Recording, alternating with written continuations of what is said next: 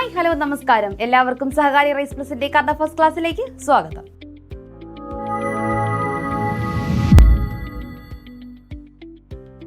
ഇന്നറിയേണ്ടത്. അപ്പോൾ ഇന്നത്തെ വാർത്തയിലൂടെ നമുക്ക് എന്തെല്ലാമാണ് അറിയേണ്ടതെന്ന് നോക്കാം. ക്ലാസ്സിലേക്ക് കിടക്കാം. അതിനു മുന്നേ കഴിഞ്ഞ ജൂൺ 5-ന്, അതായത് ഈ മാസം ജൂൺ 5-ന് പരിസ്ഥിതി ദിനത്തിന്റെ അന്ന് നമ്മളെടുത്ത ക്ലാസ് ആണ് ഈ കാണിച്ചിരിക്കുന്നത്. Great Pacific garbage patch. അപ്പോൾ ഡിഗ്രി ലെവൽ പ്രിലിംസ് 2ാം സ്റ്റേജ് എഴുതിയവരുടെ മുന്നിലേക്ക് PSC ഇട്ട ഒരു ചോദ്യമായിരുന്നു, ഈ ഗ്രേറ്റ് പസഫിക് ഗാർബേജ് പാച്ചിൽ എന്താണ് അടങ്ങിയിരിക്കുന്നത്? താഴെ തന്നിരിക്കുന്നവയിൽ ഗ്രേറ്റ് പസഫിക് ഗാർബേജ് പാച്ചിൽ അടങ്ങിയിരിക്കുന്നത് എന്ത്? നമ്മൾ അന്ന് ക്ലാസ്സിൽ കൃത്യമായിട്ടും പറഞ്ഞു പോയതാണ്. എന്താണ്? പ്ലാസ്റ്റിക്കുകളാണ്. നാം ഉപേക്ഷിക്കുന്ന പ്ലാസ്റ്റിക്കുകൾ കടലിലുണ്ടാകുന്ന ചുഴികൾ മൂലം ഒന്നായാണ് പാച്ചുകൾ രൂപപ്പെടുന്നത്. അപ്പോൾ ഇത്തരത്തിൽ പസഫിക് സമുദ്രത്തിൽ ഹവായിക്കും കാലിഫോർണിയയ്ക്കും ഇടയിൽ കാണപ്പെടുന്ന പ്ലാസ്റ്റിക്കിന്റെ ദ്വീപ് എന്താണ്? പ്ലാസ്റ്റിക്കിന്റെ ദ്വീപ്. അത് കംപ്ലീറ്റ് ആയിട്ട് പ്ലാസ്റ്റിക് ആണ്. പ്ലാസ്റ്റിക് എന്ത് ചെയ്യുന്നു? നമ്മൾ കടലിൽ നിക്ഷേപിക്കുന്നു. അതെല്ലാം കൂടി എന്ത് ചെയ്യുന്നു? കൂടി കൂടി കൂടി കൂടി അതൊരു ദ്വീപ് പോലെ ആകുന്നു. അതാണ് എന്തെന്ന് പറയുന്നത്? ഗ്രേറ്റ് പസഫിക് ഗാർബേജ് പാച്ച് എന്ന് പറയുന്നത്. അപ്പോൾ ഇത് വാർത്തയിൽ വന്നതാണ്. പത്രത്തിൽ നമ്മുടെ പരിസ്ഥിതി ദിനത്തോടനുബന്ധിച്ച് വാർത്തയിൽ വന്ന ഒരു കാര്യം നമ്മൾ എടുത്ത് ക്ലാസ് പറഞ്ഞതാണ്. അത് അതുപോലെ തന്നെ എന്ത് ചെയ്തിട്ടുണ്ട്? ചോദിച്ചിട്ടുണ്ട്. അപ്പൊ നമ്മൾ പറഞ്ഞു വരുന്നത് എന്തെന്നാൽ, നമ്മൾ വാർത്തയിൽ കാണുന്ന, പത്രങ്ങളിൽ കാണുന്ന കറണ്ട് അഫയേഴ്സ് ഫാക്ടുകൾ മാത്രമല്ല നിങ്ങളിലേക്ക് എത്തിക്കുന്നത്. ഇതുപോലെ ഒരു പത്രം എടുത്ത് തുറക്കുമ്പോൾ അതിൽ നിന്നും ഹിസ്റ്ററി ആയാലും ജിയോഗ്രഫി ആയാലും എക്കണോമിക്സ് ആയാലും എന്തൊക്കെയാണ് ആ ഒരു പത്രത്തിൽ നിന്നും ഒരു ഉദ്യോഗാർത്ഥി, ഒരു PSC ഉദ്യോഗാർത്ഥിക്ക് ലഭിക്കുന്ന അറിവുകൾ, അതെല്ലാം തന്നെ നിങ്ങളുടെ മുന്നിലേക്ക് എത്തിക്കുകയാണ് ഈ കറണ്ട് അഫയേഴ്സ് ക്ലാസ്സിലൂടെ. അടുത്ത വാർത്തയിലേക്ക് നോക്കാം. നിറഞ്ഞ ഡാമുകൾ. അപ്പോൾ ഈ വർഷം കാലവർഷം നേരത്തെ എത്തിയെന്ന് എല്ലാ മാധ്യമങ്ങളും റിപ്പോർട്ട് ചെയ്തിട്ടുണ്ടായിരുന്നു. എന്താണ്? ഈ വർഷം കാലവർഷം നേരത്തെ ആണെന്നല്ലേ. അപ്പൊ നേരത്തെ എത്തിയ ഈ കാലവർഷം ഉത്തരേന്ത്യയിലും പതിവിലും നേരത്തെ തന്നെ ചെന്നെത്തിയിട്ടുണ്ട്. അപ്പോൾ അവിടെ എല്ലായിടത്തും എന്താണ്? കനത്ത മഴയാണ്. മഴ കാരണം ഒത്തിരി നാശനഷ്ടങ്ങൾ ഉണ്ടാവുന്നുണ്ട്. അപ്പൊ ഇത് നമ്മുടെ കേരളത്തിലെ തന്നെയാണ് കൊടുത്തിരിക്കുന്നത്. ഇടുക്കി ഡാമിന്റെ ജലനിരപ്പ് ഉയർന്നു. പെരിങ്ങൽകുത്ത്, ഷോളയാർ, മലമ്പുഴ, കുറ്റ്യാടി തുടങ്ങി നമ്മുടെ ഡാമുകളുടെ പേരുകളാണ് ഈ കൊടുത്തിരിക്കുന്നത്. അപ്പൊ നോക്ക്, മഴ കനത്തതോടെ ജലനിരപ്പ് ഉയർന്ന് ചെറുതോണി അണക്കെട്ട്. അപ്പൊ ചെറുതോണി അണക്കെട്ട് എവിടെയാണ്? ഇടുക്കിയിലാണ്. ചെറുതോണി അണക്കെട്ട് എവിടെയാണ്? ഇടുക്കിയിലാണ്. ഇടുക്കി ഡാം എവിടെയാണ്? ഇടുക്കി ഡാം ഇടുക്കി ജില്ലയിൽ തന്നെയാണ്. പെരിങ്ങൽകുത്ത്, ഷോളയാർ. ബാക്കി ഏതൊക്കെയാണ്? ഒന്ന് പെരിങ്ങൽകുത്ത്, ഷോളയാർ. ഇത് രണ്ടും എവിടെയാണ്? പെരിങ്ങൽകുത്തും ഷോളയാറും തൃശ്ശൂരാണ്. എവിടെയാണ്? തൃശ്ശൂരാണ്. തൃശ്ശൂര് ചാലക്കുടി പുഴയിലാണ് എന്തുള്ളത്? പെരിങ്ങൽകുത്തും ഷോളയാറും ഉള്ളത്. മലമ്പുഴ നമുക്കറിയാം ഏത് ജില്ലയിലാണ്? പാലക്കാട് ജില്ലയിൽ മലമ്പുഴ, അങ്ങനെ ഒരു പുഴ തന്നെയുണ്ട്. അതായത് നമ്മുടെ ഭാരതപ്പുഴയുടെ ഒരു ഭാഗമായി വരുന്നു. എന്നാലും നമ്മൾ പറയുമ്പോൾ ഏത് നദിയിലെന്ന് പറയണം? ഭാരതപ്പുഴയിൽ എന്ന് തന്നെ പറയണം. മലമ്പുഴ ഡാം, ഭാരതപ്പുഴ. കുറ്റ്യാടി എവിടെയാണ്? കുറ്റ്യാടി കോഴിക്കോടാണ്. കോഴിക്കോട് ജില്ലയിലാണ് കുറ്റ്യാടി. അപ്പോൾ ഈ ഡാമുകളും അവ സ്ഥിതി ചെയ്യുന്ന ജില്ലകളും മറക്കാതിരിക്കുക. പെരിങ്ങൽകുത്ത്, ഷോളയാർ, തൃശ്ശൂര്, ചാലക്കുടിപ്പുഴ, മലമ്പുഴ, പാലക്കാട്, ഭാരതപ്പുഴ, കുറ്റ്യാടി, കോഴിക്കോട്. കുറ്റ്യാടി റിവർ എന്ന് തന്നെയാണ് അതിനെ പറയുന്നത്. കുഞ്ഞൻ ടുവാലു മുങ്ങുന്നു. അപ്പോൾ ടുവാലു എന്ന് പറയുന്നത് ഒരു ദ്വീപ് രാഷ്ട്രമാണ്. എന്താണ്? ഒരു ദ്വീപ് രാഷ്ട്രമാണ് ടുവാലു. കടൽ നിരപ്പ് ഉയരും തോറും മുങ്ങിക്കൊണ്ടിരിക്കുന്ന പസഫിക് ദ്വീപ് രാജ്യമായ ടുവാലുവിൽ നിന്ന് ഒഴിഞ്ഞു പോവുകയാണ് നാട്ടുകാർ. അതായത് കടൽ കയറുന്നതിനനുസരിച്ച് ഈ ദ്വീപ് രാഷ്ട്രം മുങ്ങിക്കൊണ്ടിരിക്കുകയാണ്. അപ്പോൾ അവിടെ ഏകദേശം 11,000-ഓളം ജനസംഖ്യയുണ്ട്. 11,000-ഓളം ജനസംഖ്യയുമുള്ള ഒരു ചെറിയ ദ്വീപ് രാഷ്ട്രമാണിത്. ഈ ജനസംഖ്യ എന്ന് പറയുന്നത് എത്രയാണ്? 11,000. 11,000-ഓളം ജനസംഖ്യയുമുള്ള ഒരു ചെറിയ ദ്വീപ് രാഷ്ട്രമാണ് എന്ത്? ടുവാലു എന്ന് പറയുന്നത്. അപ്പൊ ഈ ടുവാലുവിൽ നിന്നും ഓസ്ട്രേലിയക്കാണ് ആളുകൾ കുടിയേറുന്നത്. 2023-ൽ ഓസ്ട്രേലിയ അനുവദിച്ച കാലാവസ്ഥാ വിസ. എന്താണ്? കാലാവസ്ഥാ വിസ. ഓസ്ട്രേലിയക്ക് അടുത്തായതുകൊണ്ട് തന്നെ എല്ലാവരും ഓസ്ട്രേലിയയിലോട്ടാണ് ഈ ടുവാലുവിൽ നിന്നും കുടിയേറുന്നത്. അപ്പോൾ ഓസ്ട്രേലിയ 2023-ൽ ഒരു കാലാവസ്ഥാ വിസ അനുവദിച്ചു. അതായത് കാലാവസ്ഥ പ്രതികൂലമാകുമ്പോൾ എന്ത് ചെയ്യുക? അവിടെ നിന്ന് ഇവിടേക്ക് വന്ന് താമസിക്കുന്ന രീതിയിൽ ഒരു കാലാവസ്ഥാ വിസയൊക്കെ ഓസ്ട്രേലിയ 2023 കൊടുത്തിട്ടുണ്ട്. ആ വിസയിൽ തന്നെ ഏകദേശം 1/3 പേർ ടുവാലു നിവാസികൾ ഏകദേശം 1/3 പേർ എവിടെ എത്തിക്കഴിഞ്ഞു? ഓസ്ട്രേലിയയിൽ എത്തിക്കഴിഞ്ഞു. ഇതിലൊരു പ്രത്യേകത, ഈ ടുവാലു ദ്വീപിൽ തന്നെയുള്ള മറ്റൊരു ചെറിയ ദ്വീപാണ് ഫുനാഫുട്ടി ദ്വീപ്. എന്താണ് ഫുനാഫുട്ടി ദ്വീപ്? അതായത് 60% ടുവാലുക്കാരും കഴിയുന്ന ഒരു ദ്വീപാണ് ഫുനാഫുട്ടി ദ്വീപ്. 2050 ഈ ദ്വീപ് കടലെടുക്കുമെന്നാണ് നാസ ശാസ്ത്രജ്ഞരുടെ പ്രവചനം. അപ്പൊ നമുക്ക് ഒരു പക്ഷേ ചോദ്യം വരാം, 2050 കടലെടുക്കുമെന്ന് നാസ ശാസ്ത്രജ്ഞർ പ്രവചിച്ച ദ്വീപ് രാഷ്ട്രം അല്ലെങ്കിൽ ദ്വീപ് ഏത് എന്ന് ചോദിച്ചാൽ ഏതാണ്? ഫുനാഫുട്ടി ദ്വീപാണ്. അത് എവിടെയാണ്? നമ്മുടെ ടുവാലുവിലാണ്. എവിടെയാണ്? ടുവാലുവിൽ. അപ്പൊ ഇത്തരം ഇൻട്രസ്റ്റിംഗ് ഫാക്ടുകളൊക്കെ വരുന്നുണ്ട്. ഇതൊക്കെ നമുക്ക് പരീക്ഷയ്ക്ക് ചോദിക്കാവുന്നതുമാണ്. ഇൻട്രസ്റ്റിംഗ് അല്ല, അവിടെ ജീവിക്കുന്നവർക്ക് ഇതൊരിക്കലും ഒരു ഇൻട്രസ്റ്റിംഗ് ഫാക്ട് അല്ല, അവരുടെ ഒരു ദുരിതമാണല്ലേ. കടലെടുക്കുക, നമ്മൾ താമസിച്ചുകൊണ്ടിരിക്കുന്നിടത്ത് ജലനിരപ്പ് ഉയർന്ന് നമ്മൾ അവിടെ നിന്ന് താമസം മാറേണ്ട ഒരു അവസ്ഥ, രാജ്യം തന്നെ വിട്ടു പോകേണ്ട ഒരു അവസ്ഥ, അത്രയും ദയനീയമാണല്ലേ. അപ്പൊ ഫുനാഫുട്ടി ദ്വീപാണ് 2050 കടലെടുക്കുമെന്ന് നാസ ശാസ്ത്രജ്ഞർ പ്രവചിച്ചിരിക്കുന്നത്. നിയമസഭയിലേക്ക് ആദ്യത്തെ ഉപതിരഞ്ഞെടുപ്പ് ദേവികുളത്ത്. ഒരു ഹിസ്റ്ററി ഫാക്ട് ആണ്. അതായത് നമ്മുടെ നിലമ്പൂർ മണ്ഡലത്തിൽ അടുത്തിടെ എന്ത് നടന്നു? ഉപതിരഞ്ഞെടുപ്പ് നടന്നു. എന്താണ് ഉപതിരഞ്ഞെടുപ്പ്? ഉപതിരഞ്ഞെടുപ്പ് എന്ന് വെച്ചാൽ ഒരു മണ്ഡലത്തിലെ സ്ഥാനാർത്ഥിയല്ല, ഒരു മണ്ഡലത്തിലെ MLA-യോ MP-യോ അല്ലെങ്കിൽ ഏത് വാർഡോ എന്തെങ്കിലും ആകട്ടെ, അവിടത്തെ നമ്മൾ തിരഞ്ഞെടുത്ത ഒരു വ്യക്തി ഒന്നുകിൽ മരണപ്പെടുക അല്ലെങ്കിൽ അയാൾ ആ സ്ഥാനം ഉപേക്ഷിക്കുക, അങ്ങനെ എന്തെങ്കിലും വന്ന ആ ഒരു സ്ഥാനം അവിടെ വേക്കന്റ് ആവുക. അങ്ങനെ വേക്കന്റ് ആവുമ്പോൾ നമ്മൾ എന്ത് ചെയ്യണം? അവിടെ വീണ്ടും ഇലക്ഷൻ നടത്തണം. അപ്പൊ കഴിഞ്ഞ പരീക്ഷയ്ക്കും ഒരു ചോദ്യം ഉണ്ടായിരുന്നു, എന്തെങ്കിലും കാരണവശാൽ ഒരു വാർഡ് മെമ്പറോ അല്ലെങ്കിൽ ഗ്രാമപഞ്ചായത്തിലോ എന്തെങ്കിലും ഒരു ഒഴിവ് വരികയാണ്. ആ ഒഴിവ് എത്ര നാൾക്കകം നമ്മൾ നികത്തണം? 6 മാസത്തിനകം നികത്തണം. അതായത് 6 മാസത്തിനുള്ളിൽ അടുത്ത ഇലക്ഷൻ നടത്തി ആ സ്ഥാനത്തേക്ക് ഒരാളെ നമ്മൾ തിരഞ്ഞെടുത്തിരിക്കണം. ഇതിനെയാണ് ഉപതിരഞ്ഞെടുപ്പ് എന്ന് പറയുന്നത്. അപ്പൊ കേരള നിയമസഭയിൽ ആദ്യത്തെ ഉപതിരഞ്ഞെടുപ്പ് നടന്നത് ദേവികുളത്താണ്. എവിടെയാണ്? ദേവികുളത്താണ്. ഉപതിരഞ്ഞെടുപ്പിൽ വിജയിയായ ആര്യാടൻ ഷൗക്കത്ത് സത്യപ്രതിജ്ഞ ചെയ്ത് നിയമസഭാംഗമായി. അപ്പോൾ ആര്യാടൻ ഷൗക്കത്താണ് നിലമ്പൂർ മണ്ഡലത്തിൽ നിന്നും MLA ആയി നിയമസഭയിലേക്ക് എത്തിയത്. അതുമായി ബന്ധപ്പെട്ടാണ് ഈ ന്യൂസ് വന്നിരിക്കുന്നത്. ഐക്യ കേരളത്തിലെ ആദ്യത്തെ ഉപതിരഞ്ഞെടുപ്പ് നടന്നത് ദേവികുളത്തായിരുന്നു. ഇന്ത്യയിൽ ആദ്യമായി കമ്മ്യൂണിസ്റ്റ് പാർട്ടി, അതായത് നമ്മുടെ CPI-യുടെ നേതൃത്വത്തിൽ EMS മന്ത്രിസഭ അധികാരത്തിൽ വന്നത് ലോകത്തെമ്പാടും ശ്രദ്ധിക്കപ്പെട്ടിരുന്നു. അപ്പോൾ ഇന്ത്യയിൽ ആദ്യമായിട്ട് ഒരു കമ്മ്യൂണിസ്റ്റ് പാർട്ടി അധികാരത്തിൽ വരുന്നത് എവിടെയാണ്? നമ്മുടെ കേരളത്തിലാണ്.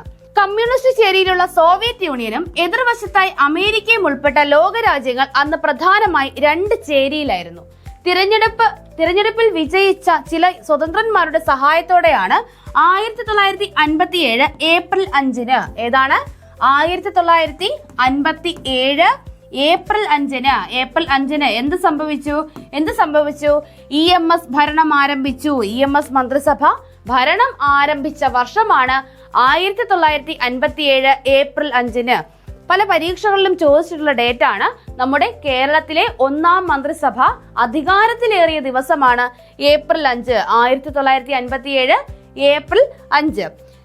CPM-ലെ റോസമ്മ പുന്നൂസ് ആയിരുന്നു പ്രോടൈം സ്പീക്കർ.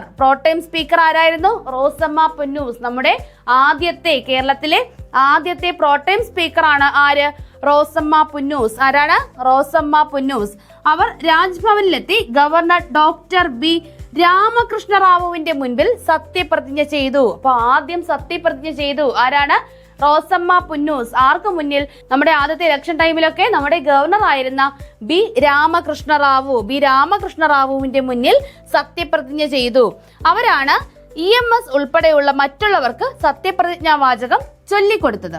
എന്നാൽ പിന്നീട് റോസമ്മ പുന്നൂസിന്റെ നിയമസഭാംഗത്വം കോടതി അസാധുവാക്കി. എന്ത് ചെയ്തു? റോസമ്മ പുന്നൂസിന്റെ നിയമസഭാംഗത്വം കോടതി അസാധുവാക്കി. തുടർന്ന് എന്താണ്? ഒരു ഉപതിരഞ്ഞെടുപ്പിലേക്ക് പോയി. കോടതി എന്ത് ചെയ്തു? റോസമ്മ പുന്നൂസിന്റെ നിയമസഭാംഗത്വം അസാധുവാക്കുമ്പോൾ ആ ഒരു MLA സ്ഥാനം അവിടെ വേക്കന്റ് ആയിട്ട് കിടക്കുന്നു. അപ്പൊ അവിടെ എന്ത് വന്നു?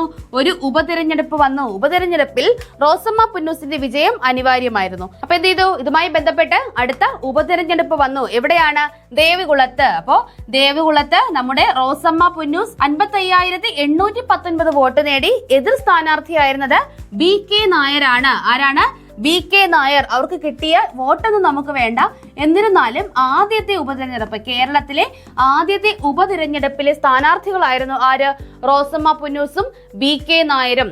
അതിൽ വിജയി ആരായിരുന്നു? റോസമ്മ പുന്നൂസ് ആണ്. ഓർക്കുക, റോസമ്മ പുന്നൂസിന്റെ MLA സ്ഥാനം എന്ത് ചെയ്തു? കോടതി അസാധുവാക്കിയതിനെ തുടർന്നാണ് അവിടെ ഒരു ഉപതെരഞ്ഞെടുപ്പ് നടക്കുന്നത്. ആ ഉപതെരഞ്ഞെടുപ്പിലും വിജയിച്ചത് ആര് തന്നെയാണ്? റോസമ്മ പുന്നൂസ് തന്നെയാണ്. ആരെയാണ് പരാജയപ്പെടുത്തിയത്? BK നായർ. ആരെയാണ്? BK നായറിനെയാണ് പരാജയപ്പെടുത്തിയത്. മഞ്ഞുരുകിയാൽ ഭൂമി കുലുങ്ങും. അപ്പോ നമ്മുടെ ആൽപ്സ് പർവ്വതനിരയിൽ മഞ്ഞുരുകിക്കൊണ്ടിരിക്കുകയാണ്. ആൽപ്സിലെ മഞ്ഞുരുകിയാൽ ഭൂമി കുലുങ്ങും. ആഗോളതാപനം കാരണമുണ്ടാകുന്ന കാലാവസ്ഥാ മാറ്റങ്ങൾ യൂറോപ്പിലെ ആൽപ്സ് പർവ്വതനിരയിൽ ഭൂകമ്പ സാധ്യതയുണ്ടാക്കുമെന്നാണ് പഠനം. അപ്പോൾ ആൽപ്സ് പർവ്വതനിര എവിടെയാണെന്ന് അറിയണം. എവിടെയാണ്? യൂറോപ്പിലാണ്. ആൽപ്സ് പർവ്വതനിര എവിടെയാണ്? യൂറോപ്പിലാണ്. അത് കൃത്യമായി പഠിച്ചിരിക്കുക. ജിയോഗ്രഫിയിൽ പലതവണ ചോദിച്ചിട്ടുള്ള ഒരു ഫാക്റ്റ് ആണിത്. ആൽപ്സ് പർവ്വതനിര എവിടെയാണ്? യൂറോപ്പിലാണ്. അപ്പോൾ ആൽപ്സിലെ മഞ്ഞുരുകി കഴിഞ്ഞാൽ അവിടെ എന്തിനു സാധ്യത ഉണ്ടെന്നാ പറയുന്നത്? ഭൂകമ്പത്തിന് സാധ്യതയുണ്ട് എന്നാണ് പറയുന്നത്. അപ്പൊ ഈ മഞ്ഞുരുകുന്നത് നമ്മുടെ സമുദ്ര ജലനിരപ്പ് ഉയർത്തും എന്നൊരു കാര്യം കൂടെ നിങ്ങൾ ഓർത്തു വെക്കണം കേട്ടോ. അന്തരീക്ഷ താപനില ഉയരുന്നതിന്റെ ഭാഗമായി ഹിമാനികൾ ഉരുകിയുണ്ടാകുന്ന വെള്ളം വിള്ളലുകളിലൂടെ ആഴത്തിലുള്ള പാളികളിൽ എത്തുന്നതാണ് ഭൂകമ്പ പ്രവർത്തനങ്ങളെ സ്വാധീനിക്കുന്നത്. അപ്പൊ ഇവിടെ എങ്ങനെയാണ് ആൽപ്സിലെ മഞ്ഞുരുകിയാൽ ഭൂകമ്പം ഉണ്ടാകുമെന്ന് പറയുന്നത്? എങ്ങനെയാണ്? അന്തരീക്ഷ താപനില ഉയരുന്നതിന്റെ ഭാഗമായി ഹിമാനികൾ ഉരുകി എന്തുണ്ടാകുന്നു? വെള്ളം വിള്ളലുകളിലൂടെ ആഴത്തിലുള്ള പാറകളിൽ എത്തുന്നു. ഇതാണ് ഭൂകമ്പ പ്രവർത്തനങ്ങളെ സ്വാധീനിക്കുന്നത്. വെള്ളത്തിന്റെ സംഭരണശേഷി കഴിയുമ്പോൾ അത് മർദ്ദം ചെലുത്തുന്നു. ഇത് ഭൂകമ്പത്തിനിടയാക്കുന്നു. എർത്ത് പ്ലാനറ്ററി സയൻസ് ലെറ്റേഴ്സിലാണ് പഠനം പ്രസിദ്ധീകരിച്ചത്. അപ്പൊ എന്ത് ചെയ്യുന്നു? വെള്ളത്തിന്റെ സംഭരണശേഷി നമ്മുടെ ഈ പാറകൾക്ക്, ആഴത്തിലുള്ള പാറകളിലേക്കല്ലേ വെള്ളം എത്തുമെന്ന് പറയുന്നത്. അപ്പൊ ആ പാറകൾക്ക് ആ വെള്ളം സംഭരിച്ച് വെക്കാനുള്ള ഒരു ശേഷിയുണ്ട് അല്ലേ. ഒരു ലിമിറ്റിൽ കൂടുതൽ നമുക്ക് നമ്മുടെ കൈവെള്ളയിൽ പോലും വെള്ളം ഒന്നും തന്നെ, ഒരു കുപ്പിയിൽ നമ്മൾ വെള്ളം നിറയ്ക്കുന്നതായാലും ഒരു ലിമിറ്റ് ഉണ്ട്. ആ കുപ്പി നിറയുന്നത് വരെ നമുക്കത് നിറയ്ക്കാൻ പറ്റും. അത് കഴിഞ്ഞാൽ അത് പുറത്തോട്ട് ഒഴുകും എന്ന് പറയുന്നത് പോലെ ആ പാറയുടെയൊക്കെ സംഭരണശേഷി കഴിയുമ്പോൾ എന്ത് ചെയ്യും? അത് മർദ്ദം ചെലുത്തും. വെള്ളം ഇങ്ങനെ നിറഞ്ഞ് എന്ത് ചെയ്യും? അതിനൊരു പൊട്ടാനുള്ള ഒരു ടെൻഡൻസി, അതെന്ത് ചെയ്യും?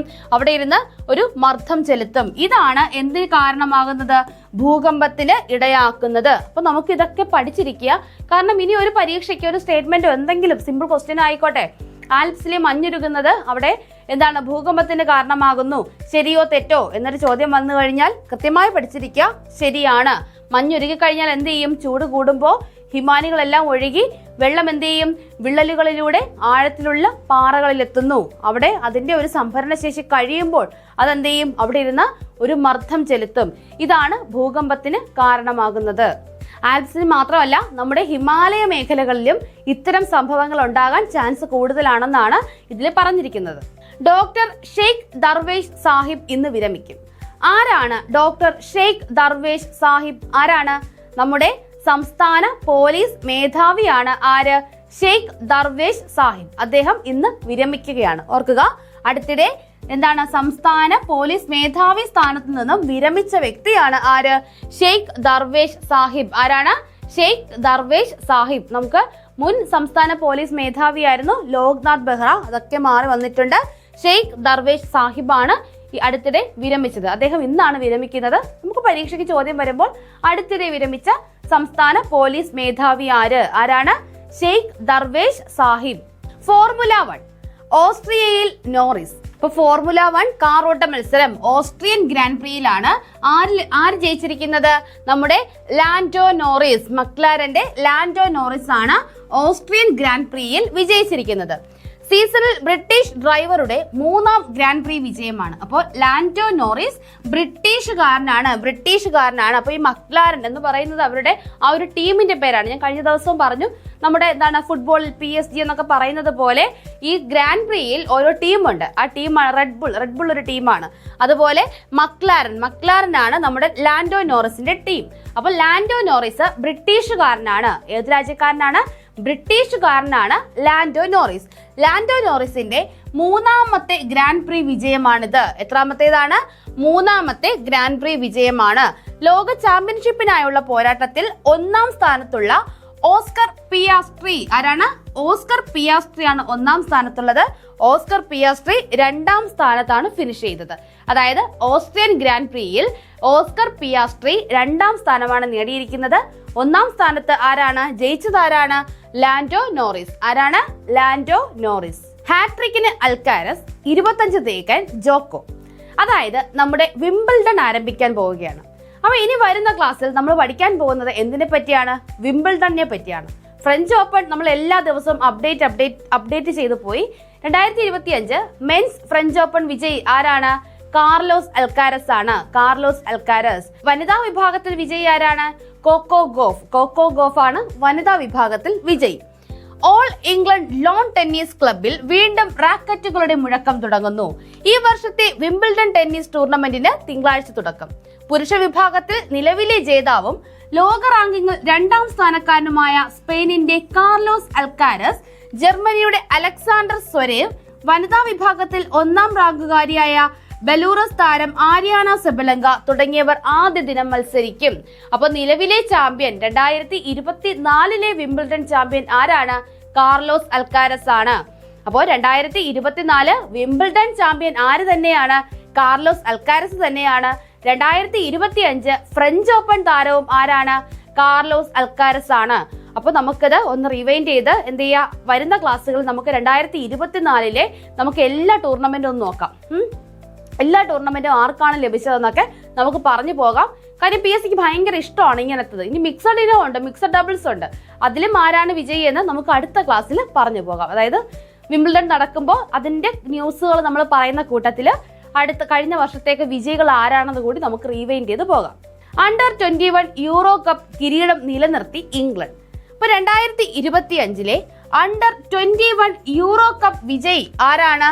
ഇംഗ്ലണ്ട് ആണ്. 2024 അതായത് മുന്നേ നടന്ന സീസണിലും ആര് തന്നെയാണ് വിജയി? ഇംഗ്ലണ്ട് തന്നെയാണ്. അപ്പോൾ അവർ കിരീടം നിലനിർത്തി എന്നാണ് പറയുന്നത്. അണ്ടർ 21 യൂറോ കപ്പ് ഫുട്ബോൾ കിരീടം നിലനിർത്തി ഇംഗ്ലണ്ട്. അപ്പോൾ അണ്ടർ 29 യൂറോ കപ്പ് ഫുട്ബോൾ കിരീടം നിലനിർത്തിയിരിക്കുന്ന രാജ്യം ഏതാണ്? ഇംഗ്ലണ്ട് ആണ്. 2025 അണ്ടർ 29 യൂറോ കപ്പ് വിജയി ഇംഗ്ലണ്ട്. അപ്പൊ നമ്മൾ വാർത്തയിലൂടെയുള്ള എല്ലാ ഫാക്റ്റും നോക്കിക്കഴിഞ്ഞു. നമുക്കിനി ഒന്ന് റിവിഷൻ നോക്കാം. ചൈനയുടെയും പാകിസ്ഥാന്റെയും ഓരോ നീക്കവും ഒപ്പിയെടുക്കാൻ 52 ചാര ഉപഗ്രഹങ്ങൾ 18 മാസത്തിനകം വിക്ഷേപിക്കുന്നതിനുള്ള ഇന്ത്യയുടെ പദ്ധതി ഏത്? നമ്മൾ കഴിഞ്ഞ ദിവസം പഠിച്ചതാണ്. ഇന്ത്യ എന്ത് ചെയ്യുന്നു? നമ്മുടെ ചൈനയുടെയും പാകിസ്ഥാന്റെയും ഒക്കെ ഓരോ നീക്കങ്ങളും അറിയുന്നതിന് വേണ്ടിയിട്ട് 52 ചാര ഉപഗ്രഹങ്ങൾ വിക്ഷേപിക്കാനുള്ള ഒരു പദ്ധതി ആരംഭിക്കാൻ പോകുന്നു. ആ പദ്ധതിയുടെ പേരാണ് എന്താ? SBS-03. എന്താണ്? SBS-03 എന്നാണ് ആ പദ്ധതിയുടെ പേര്. ബെർലിൻ ഓപ്പൺ ടെന്നീസ് കിരീടം നേടിയ മുൻ വിംബിൾഡൺ വനിതാ ചാമ്പ്യൻ ആര്? ബെർലിൻ ഓപ്പൺ ടെന്നീസ് കിരീടം നേടിയ മുൻ വിംബിൾഡൺ വനിതാ ചാമ്പ്യനാണ് ആരാണ്? മാർക്കേറ്റ വോൺഡ്രോസോവ. ആരാണ്? മാർക്കേറ്റ വോൺഡ്രോസോവയാണ് ബെർലിൻ ഓപ്പൺ ടെന്നീസ് കിരീടം നേടിയത്. മുൻ ഒരു വിംബിൾഡൺ ചാമ്പ്യൻ, വിംബിൾഡൺ കിരീടം നേടിയ വ്യക്തി കൂടിയാണ് ആര്? മാർക്കേറ്റ വോൺഡ്രോസോവ. ബഹുരാഷ്ട്ര സൈനിക അഭ്യാസമായ എക്സസൈസ് ഖാൻ കോസ്റ്റ് 2025 ആതിഥേയത്വം വഹിക്കുന്ന രാജ്യം വളരെ ഇമ്പോർട്ടന്റ് ആണ്. എക്സസൈസ് ഖാൻ കോസ്റ്റ് 2025 ആതിഥേയത്വം വഹിക്കുന്ന രാജ്യമാണ് മംഗോളിയ. ഏതാണ്? മംഗോളിയ. കുടുംബശ്രീക്ക് കീഴിലുള്ള സംരംഭങ്ങളെ സാങ്കേതിക പരിശീലനം ലഭ്യമാക്കി വിജയകരമാക്കാൻ നടപ്പിലാക്കുന്ന പദ്ധതിയാണ് ഏതാണ്? സ്മാർട്ട് ശ്രീ. ഇത് നമ്മൾ പല ക്ലാസ്സിൽ ആവർത്തിച്ച് പറയുന്ന കാര്യമാണ്. ഇത് വ്യക്തമായിട്ട് പഠിച്ചിരിക്കുക കേട്ടോ. ഇന്ത്യയിലെ ഏറ്റവും വലിയ ഭൂഗർഭ LPG സംഭരണ കേന്ദ്രം നമ്മൾ കഴിഞ്ഞ ക്ലാസ്സിൽ പഠിച്ചതാണ്. ഇന്ത്യയിലെ ഏറ്റവും വലിയ ഭൂഗർഭ LPG സംഭരണ കേന്ദ്രം മാംഗ്ലൂരാണ് നിലവിൽ വരുന്നത്. ഇന്ത്യയിലെ ഏറ്റവും വലിയ ഭൂഗർഭ LPG സംഭരണ കേന്ദ്രം. ആഗോള ബയോഫാർമ കമ്പനിയായ GSK വികസിപ്പിച്ചെടുത്ത ലോകത്തിലെ ആദ്യത്തെ മലേറിയ വാക്സിൻ ഏത്? ആഗോള ബയോഫാർമ കമ്പനിയായ GSK വികസിപ്പിച്ചെടുത്ത ലോകത്തിലെ ആദ്യത്തെ മലേറിയ വാക്സിൻ ആണ് ഏത്? RTSS. എന്താണ്? RTSS ആണ് GSK കമ്പനി വികസിപ്പിച്ചെടുത്ത ലോകത്തിലെ ആദ്യത്തെ malaria vaccine. 2025 Khelo India university ഗെയിംസിന്റെ വേദി. 2025 ഖേലോ ഇന്ത്യ യൂണിവേഴ്സിറ്റി ഗെയിംസിന് വേദിയാകുന്നത് റായ്പൂർ ആണ്. എവിടെയാണ്? റായ്പൂർ. മുൻ ഇന്ത്യൻ ക്രിക്കറ്റ് താരം ശിഖർ ധവാന്റെ ഓർമ്മക്കുറിപ്പ്. മുൻ ഇന്ത്യൻ ക്രിക്കറ്റ് താരം ശിഖർ ധവാന്റെ ഓർമ്മക്കുറിപ്പാണ് എന്ത്? The one cricket my life and more. എന്താണ്? The one cricket my life and more. ആരുടെ ഓർമ്മക്കുറിപ്പാണ്?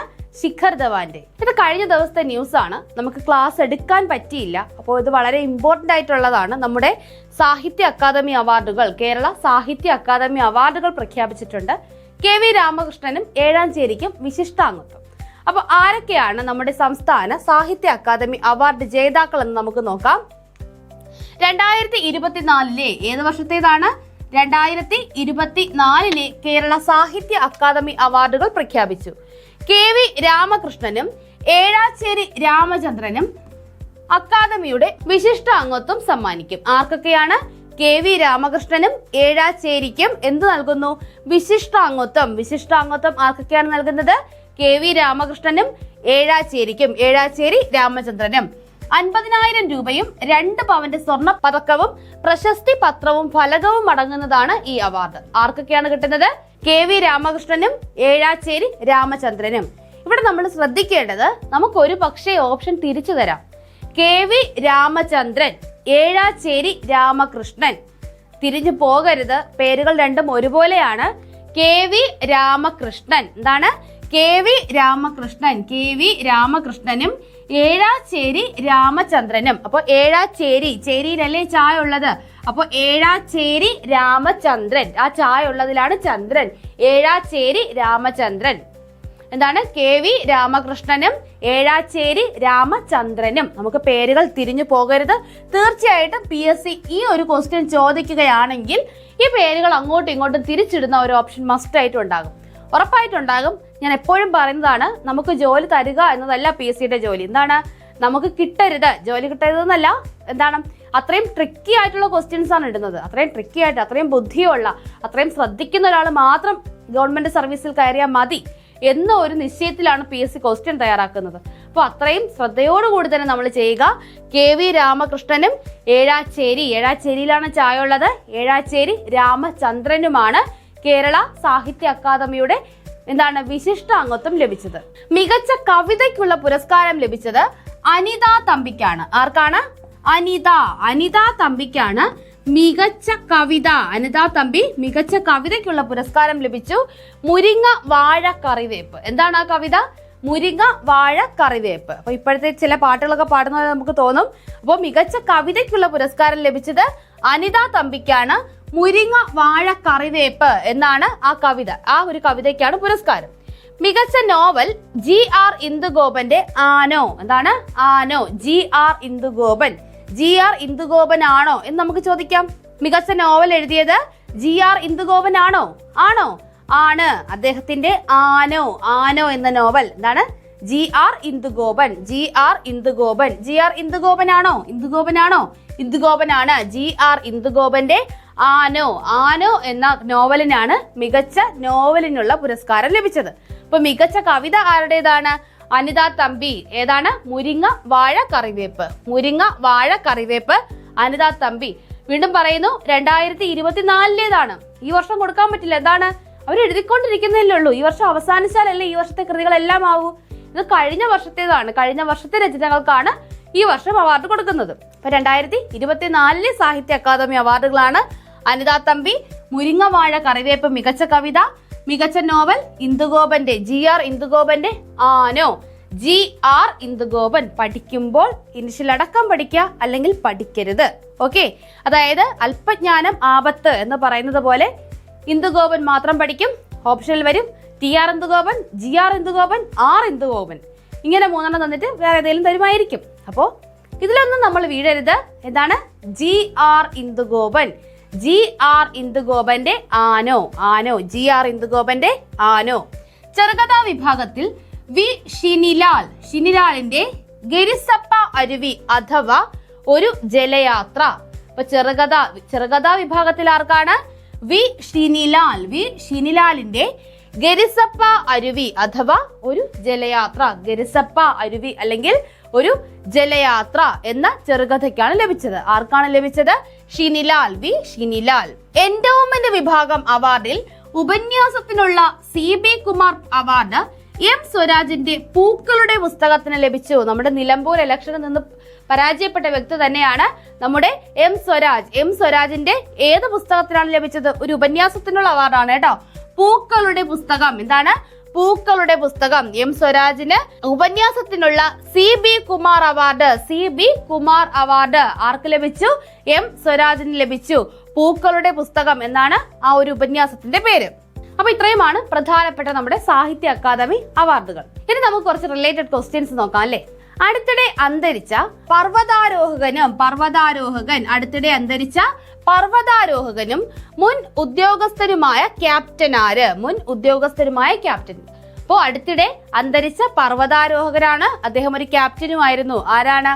Option A MS Dhoni, B MS Kohli, C Virat Kohli, D AS Kohli. ഇതിൽ ആരാണ് അടുത്തിടെ അന്തരിച്ച പർവ്വതാരോഹകനായ വ്യക്തി? ആരാണ്? ഓപ്ഷൻ B ആണ് MS കോഹ്ലി. ആരാണ്? MS കോഹ്ലി. MS കോഹ്ലിയാണ് അടുത്തിടെ അന്തരിച്ച പർവ്വതാരോഹകൻ. കഥാവിഭാഗത്തിൽ 2024 സാഹിത്യ അക്കാദമി അവാർഡ് ലഭിച്ചത് ആർക്കാണ്?